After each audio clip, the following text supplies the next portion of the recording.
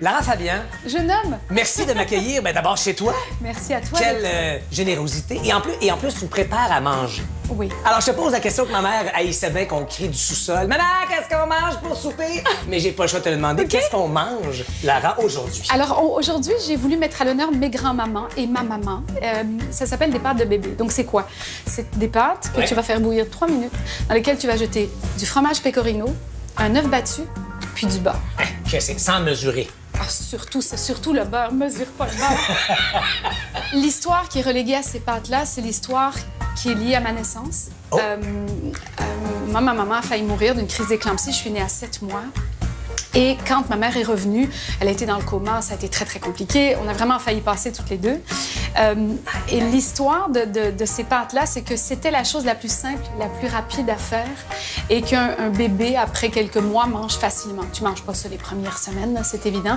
Mais c'est vraiment attaché au fait que maman devait prendre un grand soin d'elle et qu'il fallait qu'il y ait des choses un peu plus simple, peut-être, à faire. Et puis surtout, c'est resté pour moi le plat du réconfort. On met en place le livre qui s'appelle « Je passe à table », où je mélange des récits autobiographiques sous forme d'histoires courtes avec des recettes qui y sont reliées. Chaque histoire a sa recette, chaque recette a son histoire. On est bon? On y va? On y va, go. Qu'est-ce que je fais? Alors, ce que tu fais, tu mets les pâtes. Directement? Attends, je vais juste sortir une cuillère Je t'en prie. de préparation.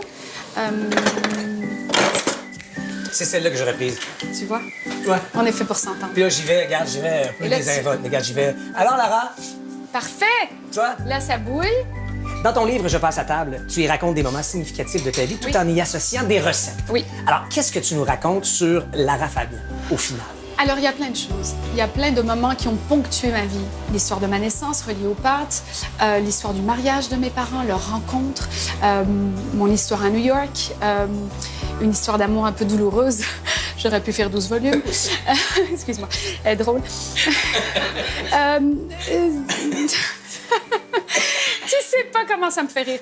Ce sont 17 histoires totalement authentiques, mais dans lesquelles j'ai préféré toujours tourner le prisme du côté de la lumière, du côté du soleil. Et pourquoi cette biographie culinaire plutôt que juste un livre culinaire ou juste une biographie? Parce que se raconter tout simplement, ça me paraissait un peu redondant, parce qu'il y a quand même beaucoup de choses de moi que les gens savent, ceux qui m'aiment.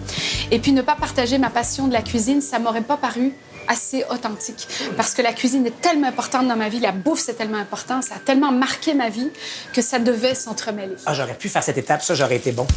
Oh, mais tu vas être bon après. Tu vois, on garde un faut garder un petit fond d'eau. On garde un petit fond d'eau. OK. Parce que ça va permettre de faire ce qu'on appelle le zabaillon de l'œuf. Le pardon? Bouge-toi. Fait qu'on met l'œuf dedans. On met le beurre dedans. Je dirais comme la moitié du fromage. La moitié, juste la moitié. Et là, on tourne, maman, on tourne. Ça va être prêt? Ça va être tout? Et c'est fait. As-tu compris? Ben Que là, même toi, tu vas être capable. là, je t'avoue que malgré mes limites, je pense que ça, je vais y arriver. Et l'écurie est couvert. Tu sais, il faut faire ça. À quel moment on... Oui, ça s'appelle on skip dans la cuisine. On skip it. Parce que quand t'es content dans la cuisine, tu fais ça, non? Ben, tout le temps. Je suis brûlé, j'ai rien fait, puis je suis brûlé. tendu. Et voilà, c'est vraiment le mac and cheese pour bébé. Santé à tout le monde. Bon appétit. Ah ben là, Franchement, c'est bon, non? c'est absolument délicieux. Mais est-ce que je peux te poser encore quelques questions? Certainement. Tu dis que tu t'es souvent réparé par la bouffe ou ce qui se passe à table. Est-ce que d'écrire et de mettre sur papier ces histoires et ces recettes fait partie de ce cheminement-là pour toi? Oui. Oui, parce que tu sais, quand t'es dans le feu d'une douleur, t'as pas le recul. Mais quand tu la racontes, après coup, il y a même des choses que j'avais oubliées, je te dirais pas, puis que pendant que je les écrivais, je faisais... Il y avait des détails qui me revenaient, un peu comme si une part de ton esprit occulte. Et là, en écrivant, c'est fou, il y avait des choses qui me revenaient de New York en particulier, cette histoire du restaurant tenu par les Napolitains. Ouais, ça fait du bien. Et en même temps, je trouve que s'appesantir sur ce qui est une douleur, c'est jamais très bon pour aujourd'hui ou pour demain. Fait que je l'ai vraiment fait. D'ailleurs, tu vois la pochette du livre, tu vois tout à l'intérieur, tout est festif, Ouais. tout est joyeux. Parce que... fuck la peine. Ça sert aux chansons, ça. Ça sert aux chansons, ça sert à des livres, c'est parfait pour les partager, puis c'est parfait pour créer des prétextes qui font qu'on se réunisse. Mais à un moment donné, il faut traverser. Il faut traverser, puis garder ce qui fait que l'on célèbre. Pour moi, la table, c'est garder de nous ce qui fait qu'on célèbre, ce que l'on est, ce que l'on partage. L'idée ce soir, c'est que quoi qu'il arrive dans nos vies d'artistes, quoi qu'il arrive dans nos métiers, le show se doit de continuer. The show must go on. Lara, tu sors d'un marathon qui s'appelle Star Academy. Tiens donc. Et je voulais savoir quel bilan tu dresses de ta participation comme directrice pour cette deuxième année par rapport à l'année dernière où tu en étais à ta première. Alors, c'était une autre façon de faire, réellement, parce que c'est une autre cohorte, c'est certain. Je crois qu'aussi, on avait été très impactés par le fait que, précédemment, au commencement, il y a eu des retards, il y a eu des maladies, il y a eu les psys enfermés pendant un mois à l'hôtel. Donc, je pense qu'on a tous commencé un peu, je dis pas usés, mais un peu affectés. Je comprends. Fait qu'on a tous mis les bouchées doubles pour rallumer l'enthousiasme au maximum, mais ça n'a pas éteint la super sensibilité qui était née ou la fragilité qui était née à cause des circonstances. Fait que je te dirais qu'on a été très prudents avec eux. En tout cas, Grégory, Guylaine et moi, on a compris, on a capté très vite qu'il y avait quelque chose humainement sur lequel il fallait veiller un peu plus. Donc, c'est en ça que ça a été différent. Mais pour le reste, et si je dois être vraiment super comme straight personnel de ce que moi j'ai vécu, ouais. C'est de loin faire Star Academy en tant que pédagogue, en tant que femme qui transmet, c'est de loin une des plus belles choses qui me soit arrivée dans ma carrière entière. Tu as eu le même bonheur cette année à partager, transmettre? Absolument, le même. Je dirais même à certains moments, je me disais... Merci, mon Dieu, pour ça.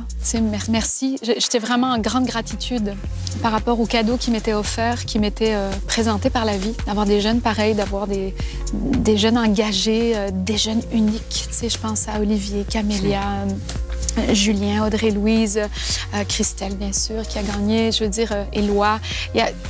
Tout le monde avait un petit quelque chose d'extrêmement particulier pour lequel on pouvait vraiment faire naître un écrin. Fait que moi, je me suis sentie super privilégiée de faire ça. C'est époustouflant. T'es vraiment une reine, Christelle. Pour moi, tu fais partie des grandes découvertes qu'on fait dans la vie lorsqu'on rencontre quelqu'un. Puis il a l'air là, assis tout simple dans un coin. Puis je pourrais pas imaginer, tu sais. Puis finalement, tu découvres ce qui se cache derrière cette pudeur, derrière cette délicatesse, derrière cette gentillesse. C'est une immense artiste. Tu remontes sur scène très, très bientôt pour ta tournée européenne. Ça représente quoi pour toi, Lara, de repartir en tournée et d'offrir Lara Fabian en spectacle? Bien, ça fait partie de ma vie. C'est ce que j'ai toujours fait une vie durant. Là, c'est une queue de comète parce que c'est vraiment des spectacles qui ont été reportés un peu comme si on ne connaissait pas la fin de Titanic.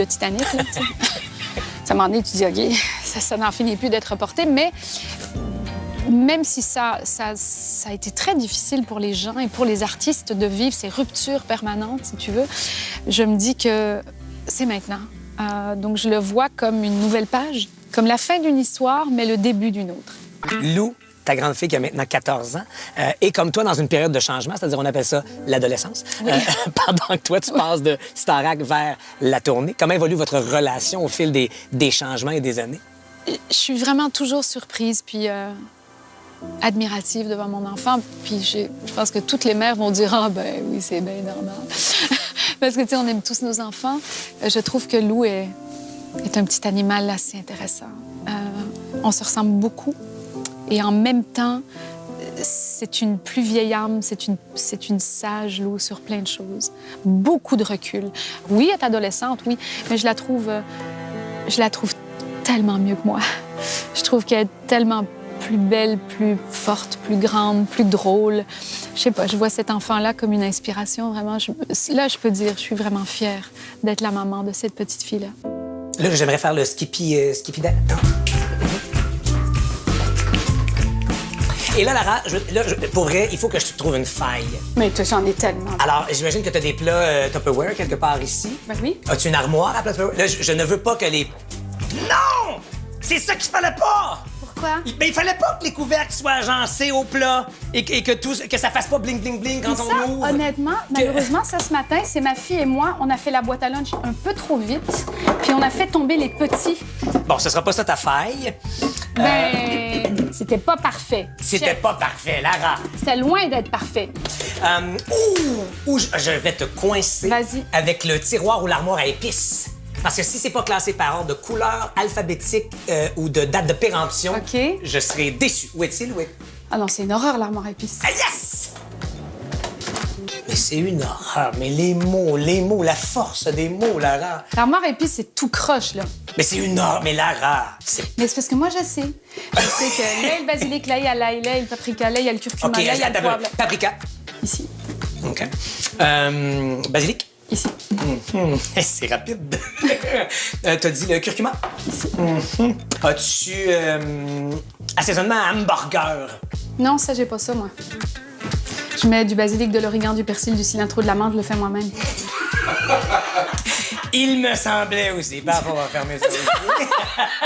Lara Fabian est en spectacle très bientôt en Europe et son livre Je passe à table est bien sûr toujours disponible. On va quand même dévoiler un secret de Lara Fabian. Parce que dans...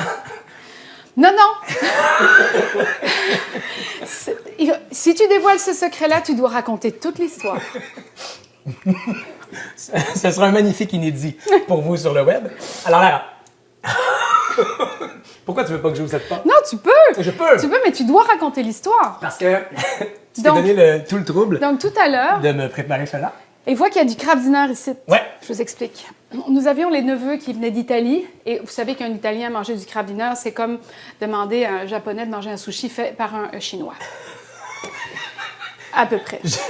J'aime le parallèle. OK? Donc, ça marche pas, c'est pas possible. Je t'écoute tout en Mais dégustant ton... ma fille Lou, pour faire une blague, comme nous, on fait le mac and cheese comme ça tout le temps, elle dit au neveu, je vais vous faire un petit crabe dinner, vous allez voir ça. Et mon neveu Lorenzo a mis ça dans sa bouche et il l'a recraché dans son assiette. Instantanément? Il me dit, mais qu'est-ce que c'est ça, Lara? Ça arrive, j'ai fait, c'est des choses qui arrivent.